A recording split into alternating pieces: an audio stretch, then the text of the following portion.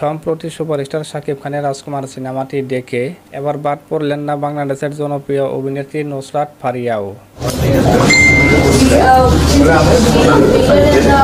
Superstar Shakib খানের রাজকুমার সিনেমাতে মুক্তি দেওয়া হয় ঈদ উল ফিতরের দিন।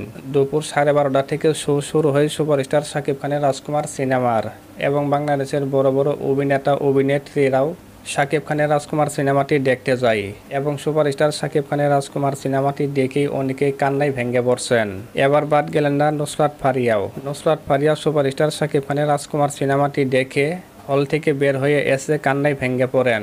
সুপারস্টার শাকিব খানের শেষ দৃশ্যটি আবারও কাঁদালেন দর্শকদের। যে একটা অভিনয় করছে ভাই, এটা মন বেড়ে গেছে ভাই। নুসরাত ফারিয়াও শাকিব খানের রাজকুমার সিনেমাটি দেখে কেঁদে ফেলল ইন্টারভিউটিতে এসে। গণমাধ্যমে নুসরাত ফারিয়া রাজকুমার সিনেমাটি দেখে কেঁদে ফেললেন এবং সেই ভিডিওটি সামাজিক যোগাযোগ মাধ্যমে ভাইরাল হয়েছে। গাইমা গাইমা হইতাছে কালা, অস্বস্তিকর গরমের জ্বালা, বাসায় ঢুইকা আগে এখন বলি